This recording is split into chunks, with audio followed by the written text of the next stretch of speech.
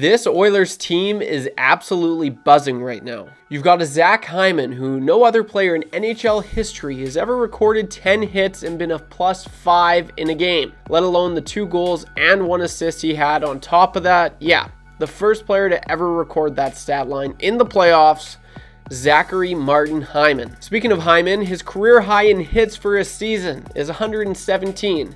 And in just 14 games this postseason, he has 109 hits, which is honestly just, I don't know where this hitting is coming from, but seeing all that, it's insane. I don't know who this guy is all of a sudden. And also, remember when the Leafs chose not to sign this guy? Yikes. And then you've got Stuart Skinner, who when hot is the next coming of Dominic Hasek, but when cold looks no better than a junior B goalie, which is funny, sad, but it's true. Leon Draisaitl just became the 3rd fastest Oiler to ever record 80 playoff assists, only behind Connor McDavid and of course Wayne Gretzky, which also happens to be the order of the all-time playoff assist per game leaders. And in the last 30 years, the most points in the first 3 games of a conference final: Evgeny Malkin, 9 points, Jeff Carter, 8 points, Nikita Kucherov, Braden Point, and Ryan Nugent-Hopkins all had 7, tied for 3rd most points in the first 3 games of a conference final. Not McDavid, nor Draisaitl, Ryan Nugent-Hopkins. You've got Klingberg bringing it back a few years. Their backup goalie has yet to lose a game, and they're doing all of this without their number 1 defenseman. It's also worth mentioning the Oilers have outscored the Stars 9-1 since this happened. Just 3 games into the Western Conference Final, and it looks as good as done. Or does it? That's exactly what we'll be discussing on today's show right here on Above Average. What is up, guys? Thanks for clicking on this video. Really appreciate all the support. I'm going to go really quick here because a lot of people really hate when I talk and say thanks for everything. So, yeah, keep liking, keep subscribing. Let's see if we can get this bad boy to 300 likes, guys. It really goes a long way. And drop a comment down below because I'll either give it a shout out in my next video, or I do interact with every single one. I'll comment, I'll reply. So drop a comment down below. And yeah, if you don't believe me, just give it a go. And then stay to the end of this video because the most liked comment in my previous video we highlight. It's a sponsored segment of the video brought to you by www.timetrackers.ca. Okay, was that fast enough for you? I'm sorry. I want to say thank you to everyone. I'm sorry you don't like it. I gotta say thank you to everyone. So seriously, thanks for all the continued support. With all that out of the way, let's keep the likes coming. Let's keep it going, guys. And let's get back to this video. Let's go, baby. Let's go. Okay, so that was the question. Is this series already as good as done? And my thoughts? I'm thinking so. Yes, you know what? I'm thinking so. I think this series is as good as done, and I'm about to tell you the reasons why. So stay till the end of this video because, yeah, I'm curious if you agree with my takes or disagree with them, and that's totally fine if you do. But for everything I just said, guys, for everything that I just said, this team is clicking. And sometimes there's a team that everything's just really it falls to place. And like I go back to last year's Edmonton Oilers, they had to work for it. They had to really work for it. And I'm not saying that the Oilers don't have to work for it this year, but it's not as hard. Like it looks like this team has been here before and they know what they're doing to win a series, and it's just falling into place.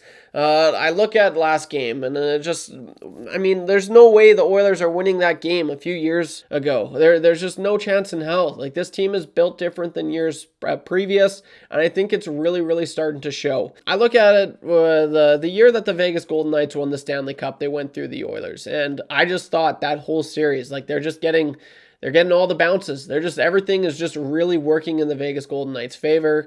And whether you agree with that or not, I mean, that's up to you. But I really just feel like that's kind of happening with the Oilers right now. It doesn't matter what they do, who they put in, who starts, who doesn't score, who scores. It's all working together. If Connor Brown scores, if the depth really shows up in one game for the Oilers, the superstars have a quiet night, being Connor McDavid and Leon Draisaitl. Then the next game, Connor and Leon, they show up, and the depth guys really just find their place playing defense, and then they look really good. I'm telling you, something just feels different this year. So there's that. There's another thing that I'd like to mention.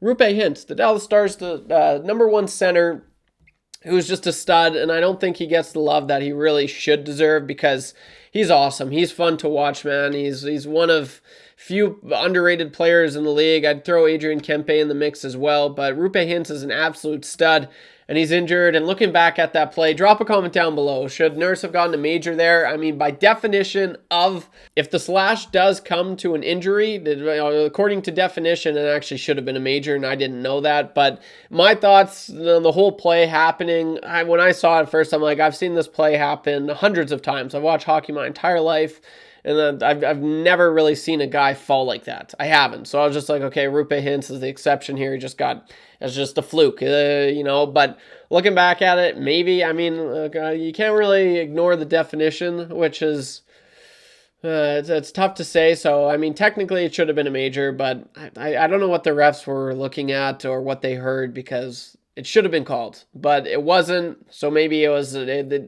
malicious intent. Maybe they're thinking, oh, Darnell Nurse, he injured him, but maybe he didn't mean to. I don't know. A little bit of gray area there. But what I'm getting at is their number one center is out. And I mean, I think you could definitely tell there. I'm not going to lie. I like the Stars a lot. They're actually my second favorite team, believe it or not. And Oscar Back, I don't even know how to say that, but they got him slotted on the Hockey DB right now, or Daily Faceoff, just looking at this right now, as your number one center. I mean, he's no Rupe Hintz. And just looking at this, guys, you got Matt Duchene, who showed up in game number one there, but since then, he's been very invisible out there. Then you got Wyatt Johnston, who, if he was a golfer, I mean, he'd be chipping away at, he'd be first. What I'm getting at is he's minus 16, I think, in the postseason thus far. So everything I'm saying that's really working for the Oilers is just not working for the Dallas Stars, and that's kind of what I was talking about. They're not getting the bounces. They're not getting the scoring depth. They had it in game one, but it has since disappeared. So I know a lot of people disagreed with me on my take in saying that, which I don't know why people are saying, oh, you're very biased. You know what? First off, I'm not hiding that I'm an Oilers fan. I think I've made that fairly clear, but I'm also not like, ooh, yeah, we are so much better than you. I'm not doing that. I feel like I call it how it is, and a lot of people agreed with that, and I appreciate you for defending me on that one comment, whoever you were. But I call it how it is, and I feel like that's why people are so pissed, is because I said that the Oilers were going to bounce back, and I think they were going to win game 2 and 3, which is exactly what happened. So I think it just all comes back to you just disagreed with my take, and you don't like hearing me say that I think the Oilers are going to beat the Stars, which is fair enough. I just wanted to get that out there just because anyway. Okay, but also the power play. It has since gone down tremendously. Obviously, we knew it wasn't going to be clicking at a 75% rate. It has since gone down drastically. I don't think they've scored a power play goal since. The power play, the special teams, has gone down, but I think one of the biggest things, and I kind of talked about, is the 5-on-5 play. Look, that Connor McDavid goal to finish off the second period there was just so deflating. It just felt like, if from an Oilers point of view, that felt like Game 5 against the Kings this year, and it felt like Game 4 against the Vegas Golden Knights this year. It was a deflating, even though it wasn't a loss, I felt like they gave the Oilers everything they could, and they couldn't get past Stuart Skinner. And then Connor McDavid comes down, he shoots, he scores. Yeah, it looked like that goal was much more than just a goal at the end of a period. It looked like you're in round 8, round 9, how far boxing goes, and it was just a significant punch to the stomach, and you're just like, that's kind of what I thought of when I saw that goal. It just looked so deflating, and the Stars, they never really found their way back into the game, especially in the third period, because it was all Oilers. And Zach Hyman, what a guy. And a lot of people, I've been looking at the Dallas Stars realm on the internet. I've been looking what they have to say and see, and I've been finding it very intriguing, but they're putting a lot of blame on Jake Ottinger. I don't know. I feel like it's the goalie. What I'm finding out is the blaming always goes towards the goalie. Doesn't matter how good of a goalie you have or are. It just, their last line of defense. So no matter what, whether you like it or not, it always goes to goaltending. And it's kind of unfair because, could Jake Ottinger be better? Yeah, but also the Dallas Stars have yet to do anything really offensively that's good since game 1. So you can put it on Jake Ottinger all you want. The team's not really getting anything done scoring-wise, so there is that. I just all around think that this Oilers team is destined for the Cup final again. And who knows, like I said in the last video, this could age very well, and there's going to be some Dallas Stars fans coming in saying, you don't know what you're talking about, you don't know, you know what, and that could very well happen.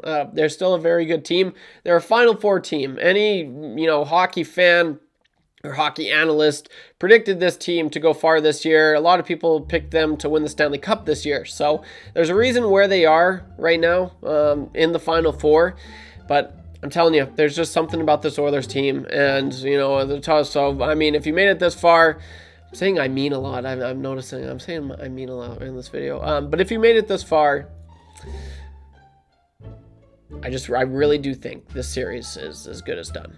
Drop a comment down below, guys. What are your thoughts? I really appreciate all the continued support as well. If you made it this far, it is time. And I know a lot of you are probably like, where your clock still isn't hanging up. Yeah, I'm not gonna lie. I need to get my studio all set up here. I've been procrastinating. I've been saying that the last few videos here, but I need to get it done. I'll do it right after this.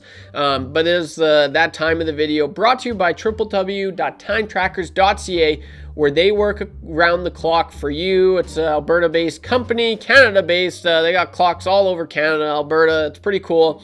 They partnered with Above Average, so go check them out, www.timetrackers.ca, and it's that time of the video where I highlight the most liked comment in my previous video, which is from Eric Espinoza 7789. It's easier said than done. Dallas has played one of their worst games and still won it. So it's going to be a war from here on out. Dallas in 6. Okay, that got 30 likes. Let's see if we can do more than that, guys. And thanks. Huge shout out. I really appreciate the comment there, man. That was very, very nice of you. So with all of that out of the way, guys, thanks for all the continued support. Do you think this series is as good as done, or is it far from over? Drop a comment down below, because like I said, I interact or read every single one. Leave a like. Let's see if we can get this bad boy to 500, maybe 400, 300. Let's just see. Just leave a like. It only takes a second. Really appreciate it, guys. And I'll see you in the next one. I'm YouTube Trev. Thanks for all the continued support. Don't be average when you can be above average. Peace.